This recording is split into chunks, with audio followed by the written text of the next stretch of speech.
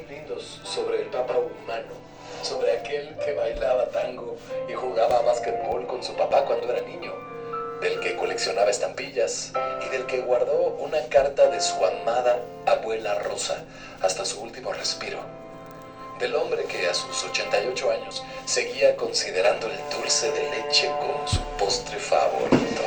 Sobre el hincha del equipo de fútbol argentino San Lorenzo de Almagro, afición por la cual también fue conocido como el Papa Cuervo. Jorge Mario Bergoglio nació en Buenos Aires, Argentina, el 17 de diciembre de 1936, al calor de una familia de inmigrantes italianos.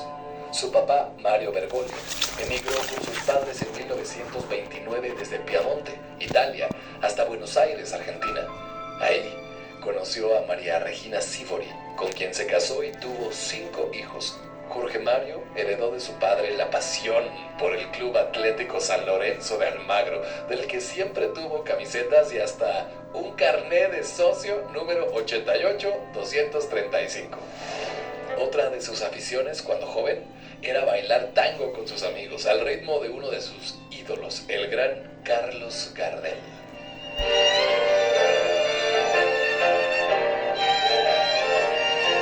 Sencillo, muy amable e introvertido como lo definen sus compañeros de infancia, siguió año con año las fuertes coordenadas que marcaban su corazón. Pero el 13 de marzo del 2013, la historia de Jorge Mario se inmortalizaría.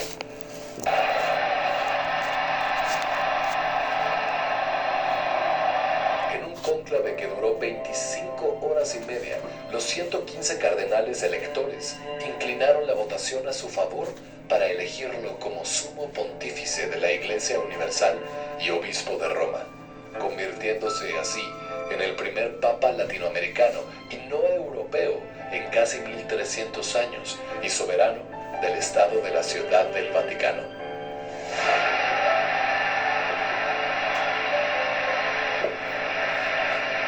El Santo Padre Francesco, aquel nuevo papa, decidió llamarse Francisco I en memoria de San Francisco de Asís, símbolo de paz, austeridad y servicio a los pobres. Pero también fue nombrado por el cardenal Güemes como el Papa del Pueblo, por esta razón que él mismo explica. Me besó y me dijo: no te olvides de los pobres. Y eso me empezó a dar vuelta en la cabeza y fue lo que provocó la elección del nombre después. Y así fue como guardó la humildad de aquel joven nacido en un sencillo barrio de Buenos Aires. El Papa del Pueblo deja una profunda huella como firme defensor de los pobres y de la justicia social, además de erguirse como un férreo oponente a la guerra y al abuso. Un día me voy a ir. Hasta siempre, Papa Cuervo, Papa Francisco. Un día me voy a ir, dice el Papa Francisco, pero ahora sí que si lo llevamos acá a nuestras tradiciones, nadie se va mientras esté aquí en nuestros corazones y en nuestra memoria. Rápido, una anécdota a propósito de esta gran afición de lo que veíamos del tango, del fútbol. Él cada 15 días iba a darle la bendición a los jugadores del San Lorenzo del Mar, ¿no? Pero San Lorenzo no andaba muy bien jugando, como muchos equipos. Contratan a Alfio Basile, el Coco Basile, que de algún tiempo fue director técnico del América. Pero bueno, también esto es saber lo que digo, ve lo que digo. Y entonces cuando llega Alfio Basile y ve a Jorge Mario Bergoglio, dice: ¿y ese cura qué? Me explica: no, lo que pasa es que ese cura viene cada 15 días a darle la bendición. A ver si nos va mejor. Entonces Alfio Basile, el director técnico, le voltea y le dice al director técnico: tú me contrataste aquí para mejorar el equipo. Sácalo, por favor. Corrió a Jorge Mario Bergoglio, él no sabía quién era, además dijo: ¿por qué es mala suerte tener aquí a un cura? Con los años, uno de los directivos se convierte en papa, Jorge Mario se convierte en Francisco, le hablan al Coco Basile y le dicen: ¿te acuerdas de aquel padre que tú corriste del... Pues ahora es el papa. Y ahora sí ya no se pudo parar en el Vaticano, y ahora el corrido voy a hacer yo. A pedir perdón, ya hasta la credencial le dieron. Así es. Padre ver eso, ¿no? Justamente que tenía su credencial increíble. Credencial con todo y estas anécdotas que nos platica platican quienes lo conocieron, quienes estuvieron cerca, quien lo estudia, quienes son especialistas en derecho canónico, historiadores. Justamente nos vamos a enlazar con el maestro Giovanni Fernández. Él es licenciado en filosofía y profesor de tiempo completo en la Universidad de Anáhuac. Giovanni, gracias por regalarnos unos minutitos de tu sagrado sábado. Muy buenos días. Muchas gracias y es un gusto estar con ustedes. Oye, Giovanni, un colega tuyo me platicó a lo largo de la semana que hemos estado hablando de la despedida del Papa Francisco. Yo le decía, la Iglesia tiene hoy muchos conflictos y ha perdido seguidores, ha perdido fieles en el mundo, especialmente en nuestro continente, que tradicionalmente éramos el 98% de católicos. Y me decía, Jania, no te preocupes. Bueno, me dijo, Janita, no te preocupes. Empezamos 12 y uno nos traicionó. La Iglesia se sigue disputa, lo que importa es la esencia de lo que significa la Iglesia para el mundo. ¿Tú qué piensas, Giovanni? A ver, es interesante esta pregunta, justo porque nosotros como católicos creemos que Jesús le da un mandato a los apóstoles para que vayan y prediquen y crean personas de la buena nueva, ¿no? Y el punto un poco acá es que sí nos interesa, ¿no? Sí nos interesa que haya cristianos en el mundo, un poco a la par de aquella frase justo del Papa Francisco en la cual dice todos, todos, todos, ¿no? Es decir, sí es una preocupación de la Iglesia y en concreto del Papa Francisco, fue, digamos, parte de su misión y también, digamos, ahora de su legado, el que, digamos, haya muchas personas que crean, ¿no? que reciban este mensaje. Sobre todo nos pone de manifiesto una tarea a los creyentes, que es justo el de estar constantemente anunciando esta buena nueva, ¿no? Y el ejemplo, digámoslo así, lo ha puesto el Papa Francisco durante todo su pontificado, y lo ha puesto de una manera sensacional, ¿no? Lo ha puesto de una manera emblemática. Él ha encarnado el Evangelio, digámoslo así, con una ternura impresionante y digamos, será recordado si nosotros pusiéramos el epíteto al nombre del Papa Francisco, sería el Papa de la ternura, sería el Papa de la esperanza, sería el Papa de la misericordia, ¿no? Sería el Papa de los pueblos, ¿no? Sí es una preocupación en el mundo católico, digamos, los fieles, ¿no? Giovanni, cuando recibe el pontificado Juan Pablo II se nos quedó una frase como en la memoria, el no tengáis miedo. El Papa Francisco, cuando recibe el pontificado, lo primero que dice es recen por mí. ¿Cuáles son las diferencias de este hombre que decimos el hombre de la ternura, un Papa diferente? Digamos, es emblemático aquel momento, ¿no? Ustedes recordarán, digamos, vivimos la renuncia desconcertante y comprensiva a la vez del Papa Benedicto XVI, ¿no? En una época, digámoslo así, con varios desafíos, ¿no? Desafíos muy importantes, la renuncia, pero también la necesidad de una autocrítica, ¿no? Dentro de la Iglesia, que consistía en gran parte en observar que en algún momento nos hicimos un poco o un tanto autorreferenciales, con un tipo de conciencia aislada, y el Papa en aquel momento se presenta de una manera impresionante, estará grabado en el corazón de los católicos, y se presenta como un pastor, ¿no? Se presenta como el obispo de Roma, ¿no? Si nosotros observamos, ¿no? las creencias de cada papas dentro de la época contemporánea, cada uno tiene algo muy, muy distintivo, ¿no? Yo diría que este papa se concentró en ser pastor, ¿no? En la pastoral, ¿no? En el anuncio del Evangelio y en la invitación a que encarnemos, ¿no? Como él nos lo enseñó, con ternura, con misericordia, con esperanza. Giovanni, te saluda Olga, mucho gusto. Veo que estás sentado en un aula de clases y sin duda alguna, pues tú al ser maestro estás en contacto con los jóvenes. Te quiero preguntar, ¿tú cómo ves este impacto del Papa Francisco justo en las nuevas generaciones? Porque bien hacía referencia, Jania, a esta preocupación de que se pierda, ¿no?, la fe católica en las nuevas generaciones. ¿Tú cómo lo has vivido? ¿Cómo lo has palpado? ¿Y cómo integras al Papa Francisco en este hombre que, como veíamos en las imágenes, se dejó poner cualquier sombrero, se adaptó, abrazó una máscara incluso de Spider-Man y dejaba que los jóvenes se acercaran a él? A ver, esto es importante, ¿no? Te respondo, digamos, muy personalmente. Ha sido el Papa de mi juventud, digamos, ¿no? Y ha sido bellísimo. Yo creo que los jóvenes, y no solamente los católicos, los jóvenes del mundo, vamos a recordar al Papa en acción, ¿no? En acción. Su último discurso que escribió a la juventud se llama Christus Vivit, Cristo vive. En aquella ocasión fue donde pronunció aquella frase que se queda, digámoslo así, con nosotros, el de todos, todos, todos. Y es, digámoslo así, un papa que denunció la cultura del descarte, ¿no? Justo, ¿no? Vivimos en una época del descarte y él pone de manifiesto que la ruta, digamos, que debemos de seguir los jóvenes, más bien es la cultura del encuentro, la cultura del diálogo, ¿no? Insisto con esta idea, la cultura de la ternura, ¿no? No hay, digamos, para el Papa Francisco, digamos, una receta técnica, ¿no? La única receta es la vivencia del Evangelio. Eso, y ya nada más para terminar, platícanos el futuro de la Iglesia a partir del fallecimiento del Papa.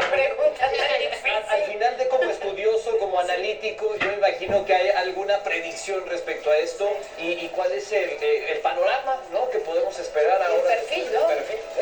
Carlos, ¿cuál es el perfil de la Iglesia que buscan ahora? Porque fuera de que sea una grilla y una decisión política que quizás no lo vean así, están buscando un representante de Dios en la tierra. ¿A quiénes van a elegir? ¿A quién van a elegir en este momento? Sí, justo, ¿no? Es difícil la pregunta, ¿no? Justo porque... La vida no es fácil, querido Giovanni. Teníamos que preguntar. Exacto, sí. A ver, el Papa nos ha preparado un cónclave muy especial, ¿no? ¿Por qué? Si nosotros observamos la historia, digamos, de las elecciones de los cardenales, ¿no?, podemos sacar algunos números, ¿no? Y el Papa Francisco ha elegido cardenales, digamos, de todas las partes del mundo. 90 países serán representados en este cónclave. De hecho, podríamos decir, uniéndome a la expresión de algunos expertos, tal vez el cónclave que se va a llevar a cabo, digamos, en esta ocasión, es el cónclave más universal de la historia, ¿no? Entonces, hay, digamos, personajes muy influyentes, muy importantes, que representan estos 90 países. El Papa no hizo clones, es decir, no los eligió necesariamente parecidos a él, ¿no? Sino que lo que le interesó fue que hubiera, digamos, una representación, una diversidad, digamos, universal, ¿no? Por repetir palabra, en la cual, digamos, esté representada pues toda la Iglesia. Van a participar aproximadamente 135 de ellos, ¿no?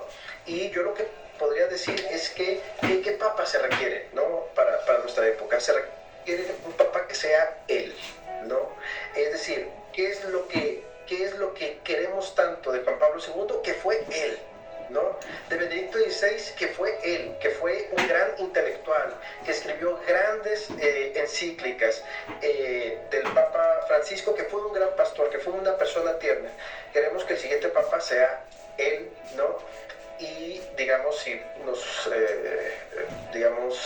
damos un detalle de qué es lo que quisiéramos, bueno, sería pues que haya una continuidad con la labor pastoral del Papa Francisco.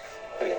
Pues vamos a seguir platicando, por supuesto, sobre qué es lo que sigue para la Iglesia, qué es lo que el mundo espera, pero también la iglesia, qué puede cambiar del mundo que hoy tenemos, ¿no? Entendemos que se reúnen primero a analizar el mundo en el que estamos viviendo, creo que tema amplísimo, pero si tú nos ayudas a entenderlo, Giovanni, más adelante podremos regresar contigo si nos lo permites. Muchas gracias, claro. Muchísimas gracias a ti, Giovanni, experto en Derecho Canónico y también en temas eclesiásticos. Gracias, Giovanni. Más adelante regresaremos para volvernos a enlazar.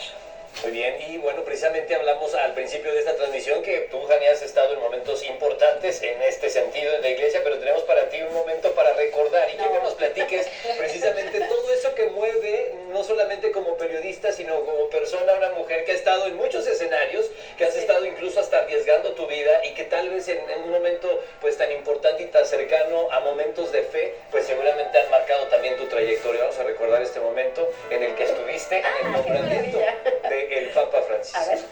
Conclave muy rápido ha salido elegido el sumo pontífice, el nuevo vicario de Cristo, es de América Latina, ha decidido tomar el nombre de Francisco y ya aquí en la plaza de San Pedro gritan Francesco. Es el cardenal Jorge Mario Bergoglio, de 76 años, jesuita, y lo estamos viendo ahora cómo sale al balcón. Estamos escuchando, o estamos esperando escuchar sus primeras palabras. ¡Qué emocionante, ¿Qué pasa por tu mente, Jani? Fue muy emocionante. Bueno, como periodista son muchas horas de trabajo. Ustedes saben que uno no duerme en esas coberturas. Entonces estás con la emoción, con la vibra, sin comer, sin dormir, sin tomar agua, porque además no puedes moverte de ahí. Y es el anuncio que estás esperando. 23 horas no fueron mucho. Si tomamos en cuenta que hay conclaves que se tardan días. Hoy, para que inicie un conclave, pensaban que también iba a tardar mucho tiempo en que se eligiera, claro. No que se eligiera, que llegaran todos los cardenales. Nos habla Giovanni que son 135, porque antes no había la movilidad que hoy tenemos, ¿no? Hoy no tarda tanto en que se lleve a cabo el funeral, como lo estamos atestiguando el día de hoy, a que empiece el conclave, porque los cardenales llegan inmediatamente, ya de todo el mundo pueden llegar vía aérea. Antes no, burro, caballo, tren, barco, y estar ahí de verdad era pues atestiguar la historia, escribir la historia con tu propia pluma. Uno no es la nota es a lo que vas a cubrir, y nadie se esperaba que fuera una elección de un papa latinoamericano. Le dio mucho gusto a los feligreses porque había una gran comunidad que también venía de nuestro continente. Es lo que te iba a comentar. La nota es, como lo dices, quién fue, pero tú lo narras de una forma muy emocionante. O sea, sí. Estabas realmente contagiada de lo que estaba pasando ahí. Fíjate que es una pregunta que luego me han hecho. Soy reportera de conflictos, ¿sí? De catástrofes, digamos. En eso me he especializado, de guerra. Y cuando me dicen, ¿por qué la guerra? En esto es donde baso mi respuesta, porque también hay la paz. Entonces hay los claroscuros. Lo oscuro, lo negro, del odio en el mundo, de lo que no es explicable, los adultos, los líderes, los políticos odiándose, intentando avanzar, tratando de tener más tierra, más poder, más dinero, y del otro lado la esperanza, lo blanco, lo claro, las puertas abiertas, como hoy lo estamos platicando, el cielo. Entonces ahí es donde me preguntas qué es lo que se siente. Pues son las dos partes en las que vive el hombre, ¿no? Lo blanco y lo negro. Justo ahí en esta despedida, en este funeral, esperábamos ver a los mandatarios, a los líderes del mundo, a los políticos, a los grillos, sí, iban a estar sentados. A los que hacen la guerra. A los que hacen la guerra. A los adultos, como dicen los niños que no entienden por qué la guerra. Justo la paz en este momento sí es los líderes que estén intentando hablar de cambiar el mundo. Pues de hecho tenemos la imagen, mira, tenemos la imagen de La Paz, sí, Donald Trump. Que se iban a sentar por orden alfabético francés, que es el ahí está el protocolo. Mira, esa imagen de donde se dan la mano estos dos líderes internacionales que han estado en los titulares informativos de todo el mundo. Claro, decía Donald Trump que a lo mejor no se reunía con Zelensky, que también estaba invitado, y les decía que están acomodados por orden alfabético, iniciales en francés, porque es la diplomacia que ahí es persevera el protocolo. Y Zelensky con Z pues iba a estar hasta el final, pero finalmente sí se reunieron. Probablemente hay unas palabras cortas, no sobre los acuerdos de paz que todos estamos esperando en el mundo Ucrania y Pero se Rusia. podría significar algo. Pero significa, por supuesto, Sí. todo significa. Okay. En Nada la es guerra, casualidad, el nada es amor, casualidad. todo significa. O sea, No a hay partir de aquí casualidades. podría surgir algo. Él había dicho que no quería robar reflectores porque lo que iban era la despedida del Papa, pero lo que estamos observando fue otra cosa. Se aprovechó el momento. Después de que vimos en la visita de Zelensky a la Casa Blanca, que no fue muy buena, que digamos, ¿no? Ya vieron las reacciones. Así que, bueno, es un día importante para el mundo católico. La despedida, ya nos decían nuestros especialistas, del Papa tierno, de un Papa diferente, algo que nos tiene a todos muy intrigados. Es la pregunta que le hacíamos a nuestro invitado. ¿Quién será ahora el nuevo representante de la Iglesia en la Tierra? ¿Quién será? Pues esto al final lo vamos a descubrir en los próximos días, porque más adelante también vamos a hablar pues del famoso cónclave, que hasta una película que actualmente se ha hecho pues muy popular, que obviamente ya tiene algún tiempo en cartelera, etcétera, pero que explica de una forma más cercana, podría decirse así, lo que ocurre a puerta cerrada para la elección del próximo Papa. Pero esto lo desarrollaremos más adelante. ¿Qué les parece si vamos con nuestra querida Olga del otro lado del estudio y seguimos en esta cobertura especial?